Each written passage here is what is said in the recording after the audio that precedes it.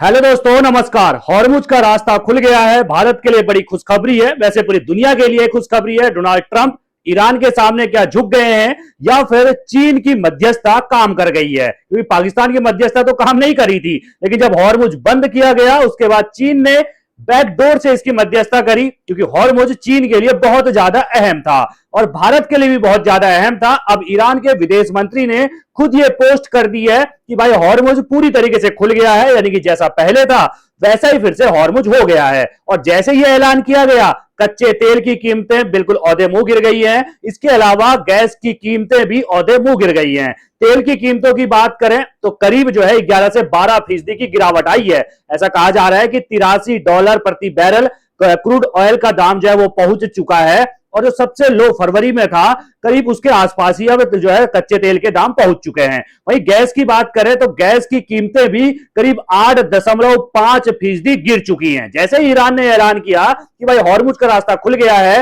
वैसे ही share market में भी उछाल देखने को मिला है। हालांकि शेयर मार्केट अब सीधे सोमवार को खुलेगा, शुक्रवार को बंद होने के बाद ही ऐलान हुआ है, लेकिन उसके बावजूद भी जो आसार लगाए जा रहे हैं कि भाई बहुत तगड़ा उछाल जो है वो सोमवार को शेयर मार्केट में देखने को मिलने वाला है। कुल मिलाकर मिडिल ईस्ट में शांति आ गई है। मिडिल ईस्ट में शांति आई तो आई कैसे? भाई डोनाल्ड ट्रंप की क्या नाकेबंदी फेल हो गई? क्योंकि धमकियां तो बहुत ज्यादा डोनाल्ड ट्रंप दे रहे थे कि भाई जो पाकिस्तान के अंदर मध्यस्थता हुई थी वो तो फेल हो गई थी। अमेरिका की तरफ से अमेरिका के उपराष्ट्रपति जेडी वेंस पहुंचे हुए थे। ईरान की तरफ से 6 लोगों का प्रतिनिधिमंडल पहुंचा हुआ था, जिसमें ईरान की संसद के अध्यक्ष थे, इसके अलावा विदेश मंत्री थे, और 6 लोग जो है वो पहुंचे होते हैं। जेडी वेंस जब पाकिस्तान से निकल रहे होते हैं, कहते ईरान ने अच्छा नहीं किया है, ईरान के साथ हमारी बातचीत फेल हुई है और ईरान को इसका परिणाम भुगतना पड़ेगा।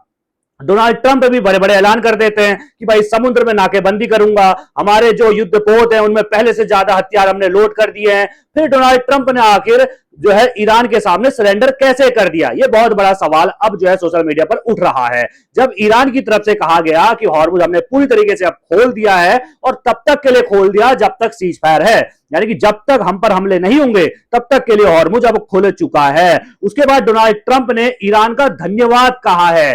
डोनाल्ड ट्रंप ने पोस्ट किया अपने ट्रूथ से जो अकाउंट से जो है वो पोस्ट करके उन्होंने ईरान को धन्यवाद कहा, यानी कि डोनाल्ड ट्रंप जो है वो ईरान का धन्यवाद कर रहे हैं कि भाई साहब आपने हॉर्मुज खोल दिया, क्योंकि मैं जो नाकेबंदी की धमकी दे रहा था, मैं कह रहा था कि तुम्हारे बिजली, तुम्हारा सब कुछ जो है तहस नहस कर दूंगा, तुम्हारे खार्ग द्वीप पर कब्जा कर लूंगा, कुछ नहीं कर पाया मैं, लेकिन तुमने खोल दिया। कहीं ना कहीं इसमें चीन का हस्तक्षेप तो है भाई, चीन के हस्तक्षेप से बिल्कुल इनकार नहीं किया जा सकता है, क्योंकि चीन कहीं ना कहीं अगर आप देखेंगे इस युद्ध को शुरुआत से देखते हैं, 28 फरवरी 2026 के दिन पहली बार इजरायल और अमेरिका ने मिलकर ईरान के ऊपर गोले बरसाए थे, और पहले दिन ही ईरान के सुप्रीम लीडर जो है अयतुल्ला खामनेई उनको मार दिया था। उनके अलावा 40 और जो महत्वपूर्ण वहां के लीडर थे, अधिकारी थे, वो भी जो है खामनेई के साथ मारे जाते हैं। उसके बाद लगातार युद्ध चलता है, 45वें दिन जाके अब हॉर्मुज खुला है। और अभी तक अगर आप देखें, मध्यस्थता से पहले तक अगर आप देखते हैं, यानी 45 दिन से हॉर्मुज का रास्ता बंद था, लेकिन मध्यस्थता से पहले तक ईरान ने हॉर्मुज का रास्ता बंद करके रखा हुआ था कि भाई कुछ भी नहीं जाएगा यहां से, कोई जो है जहाज यहां से चाहे तेल से भराओ, गैस से भराओ, कुछ नहीं जाएगा। अपने जितने भी पड़ोसी देश हैं, जहां जहां जो है अमेरिका की मदद जहां जहां से होती थी, यानी कि जो जो अमेरिका प्रो देश थे, उन पर खूब गोले जो है ईरान ने बरसाए थे। उनकी गैस रिफाइनरी, इसके अलावा ऑयल रिफाइनरी, जहां जहां जो हत्थे पड़ा वहां जो है ईरान ने गोले बरसाए, खूब तबाही मचाई। जितनी ईरान में तबाही हुई, ईरान ने बदला लिया अपने पड़ोसियों से, क्योंकि अमेरिका तक उनकी भाई मिसाइलें पहुंचती नहीं और इजराइल का डिफेंस सिस्टम मजबूत है, तो उन्होंने निशाना किसको बनाया? अपने पड़ोसियों को बनाया, और हॉर्मुज का रास्ता पूरी तरीके से ब्लॉक करके रखा।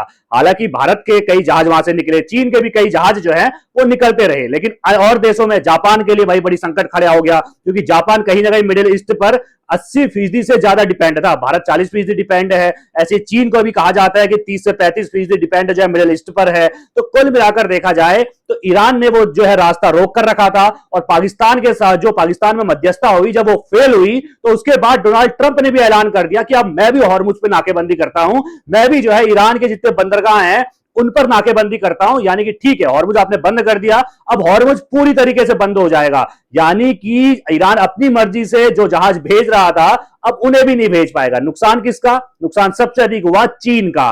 चीन का नुकसान इस तरीके से हुआ कि भाई चीन भारी मात्रा में ईरान से तेल मंगाता था, इससे पहले वेनेजुएला से भी मंगाता था, और डोनाल्ड ट्रंप ने वेनेजुएला के राष्ट्रपति को भी उठवा लिया था और ईरान में भी नाकेबंदी कर दी थी। तो भाई चीन बड़ी टेंशन में आ जाता है। वैसे देखा जाए तो पाकिस्तान के अंदर जो मध्यस्थता हुई थी, कहा यह जाता है कि उसके लिए भी चीन ने ही ईरान को मनाया था कि जाइए भाई बातचीत करिए, क्योंकि युद्ध का समय नहीं है। जो प्रधानमंत्री मोदी कहते हैं वही चीन ने ईरान को समझाया था और ईरान इसीलिए पाकिस्तान में मध्यस्थता के लिए पहुंचा भी था। और अब एक बार फिर से चीन ने ईरान को समझाया है कि भाई साहब युद्ध का समय नहीं है, हॉर्मुज खोलना पड़ेगा। अब यहां पर डोनाल्ड ट्रंप की हार हुई कैसे है? डोनाल्ड ट्रंप जो लगातार कह रहे थे कि सीज फायर लेबनान के साथ नहीं हुआ है, हॉर्मुज ऐसे ही नहीं खुला है। हॉर्मुज खुला है उसके बाद जब लेबनान पर भी सीज फायर का ऐलान हुआ है। डोनाल्ड ट्रंप ने खुद पोस्ट करके कहा कि लेबनान के पर हम सीज फायर का ऐलान करते हैं, यानी कि इजराइल जो लगातार लेबनान पर गोले बरसा रहा था, ईरान के साथ तो सीज फायर हो गया था, लेकिन लेबनान पर लगातार ताबड़तोड़ हमले जारी थे। और जब अब डोनाल्ड ट्रंप ने कहा कि लेबनान पर भी सीज फायर होता है, क्योंकि ईरान का मानना यह है कि भाई अगर हमारे साथ सीज फायर है तो आपको लेबनान पर भी करना पड़ेगा। लेबनान एक देश है जहां पर जो है हिजबुल्ला कहीं ना कहीं वो सत्ता के केंद्र में है, यानी कि सत्ता में हिजबुल्ला की पकड़ है, और इजराइल और अमेरिका हिजबुल्ला को एक आतंकी संगठन मानता है। तो भाई हिजबुल्ला पर हमला इजराइल लगातार कर रहा था, और अब जब डोनाल्ड ट्रंप ने लेबनान के साथ भी सीज फायर का ऐलान किया, उसके बाद ईरान ने जो है वो हॉर्मुज का रास्ता खोल दिया है।